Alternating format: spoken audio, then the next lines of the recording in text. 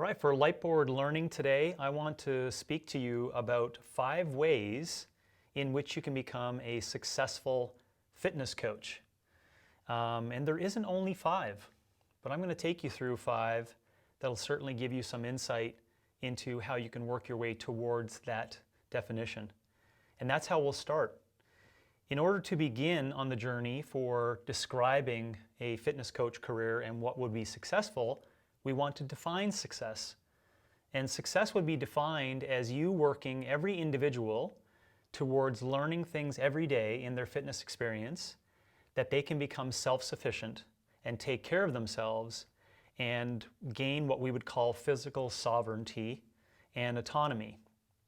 So if we define success in fitness coaching, and in fitness coaching we know there's relationships between people, what is actually happening between that relationship? It's a sharing of information.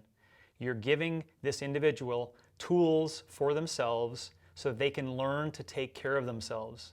They can learn what it's like to physically express daily such that it leads them to a long, fulfilling life.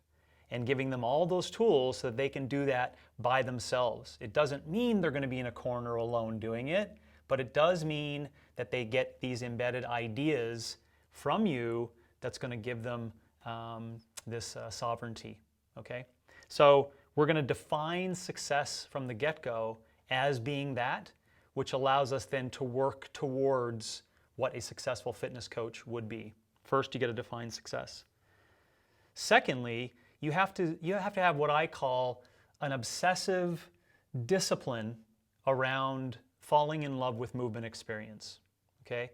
So this could come off in many ways, especially as a fitness coach, if you are a coach itself, as being maybe a little bit too obsessive around exercise.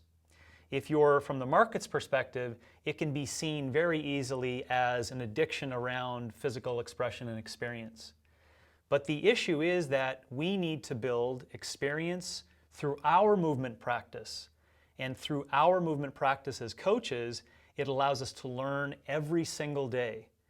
So just think about that. Your education in fitness coaching doesn't just happen from a booklet and a 6-month course, and then all of a sudden now it just ends. Your learning in terms of what you need to have as tools that you're going to give to clients takes place every day in your movement practice.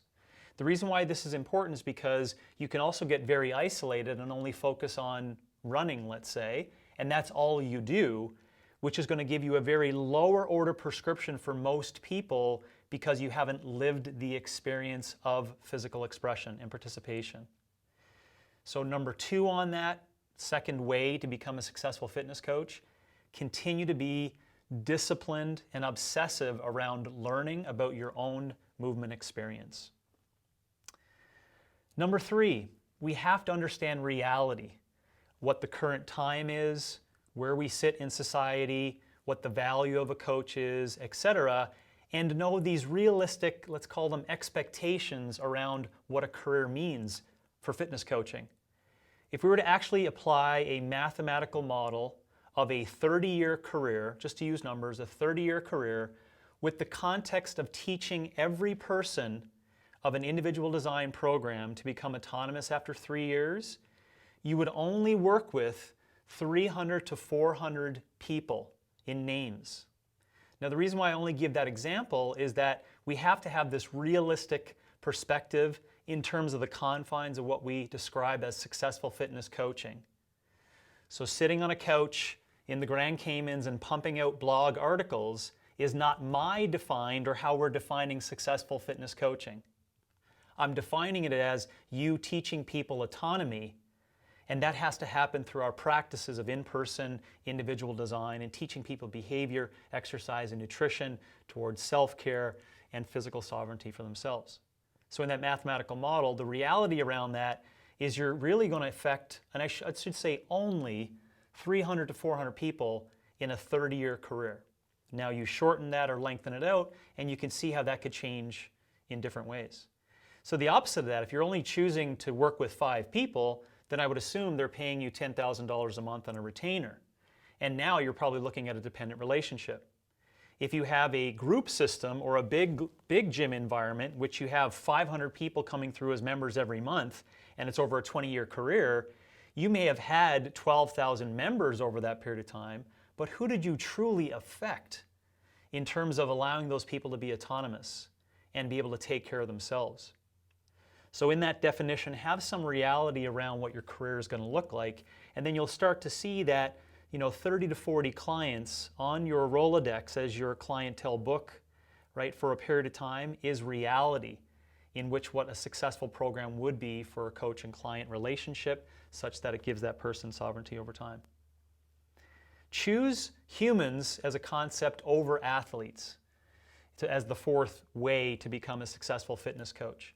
And that means in your methodology and your thinking process around what this means to be a coach and what direction you should choose. The reason why I say that is that inside the athlete context of what fitness could be, there's a massive amount of marketing of, let's call it, body objectification, sensationalism, performance, and therapy is built inside of that context for what it means to be an athlete, for all good reasons, right?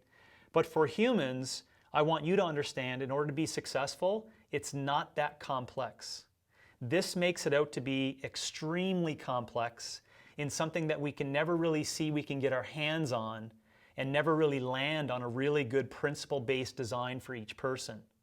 But when you take the context of humans being inside the fitness experience, it washes away and dissolves all the honestly shitty complexity inside of what's here.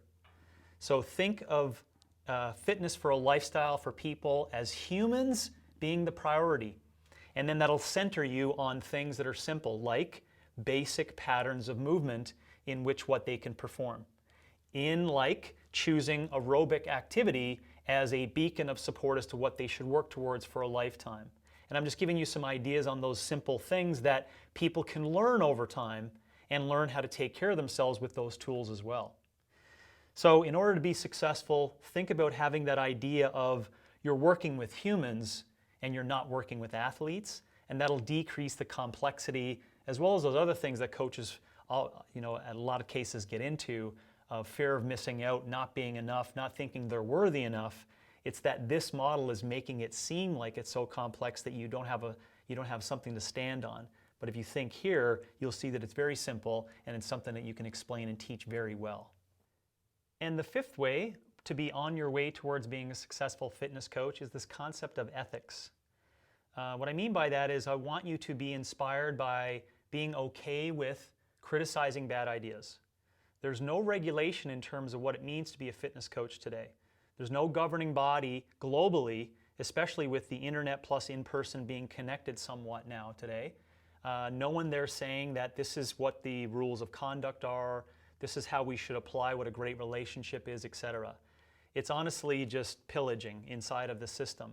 So if we're going to be a part of that, we can't just complain about it. You want to be inspired on challenging other coaches kindly around what it means to have a really great design individually for each person. So hold that standard. Have meetings with other coaches and ask everyone questions on what we believe to be the best for most people. Even if you don't come to an agreement, the conversation on what it would be best as the best program for each individual, you will eventually come to a great understanding over time. And you'll also at least be able to understand each other's values and what they believe to be truths inside of their system. I want you to get inspired by requiring more and better from other coaches. And that simply is the same thing I just mentioned of having conversation with other coaches around what we think is the best program for most people and having conversations on those theoretical constructs. Don't just use research alone. It's not that we can't use aspects of research, but research in the lab looks nothing like what goes on in fitness today to live long and prosper.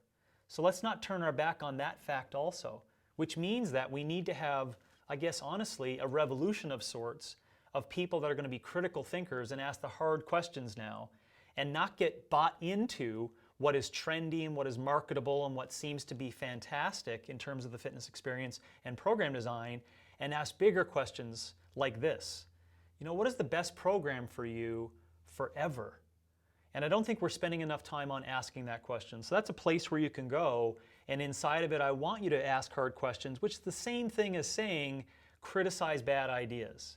So when other people are saying, I believe that this high intensity model of unconscious fitness is helpful to help people live long and prosper, I want you to ask them more of what they mean by that. I also want you to see different prescriptions of really complex activities or things that really seem like they don't make sense and they're super, let's call it intellectual in nature, so you have this real high gradient to get to understand it. I want you to ask that person what that means to the general population fitness experience to live long and prosper. Because the answers that they're going to come up with are going to at least make them recognize that they have been making it way too complex. So those are just some examples to allow you to try to criticize bad ideas and have a little bit of energy instead of complaining around how to make a shift and how to make a change in terms of what we are all defining loosely as a successful fitness coach.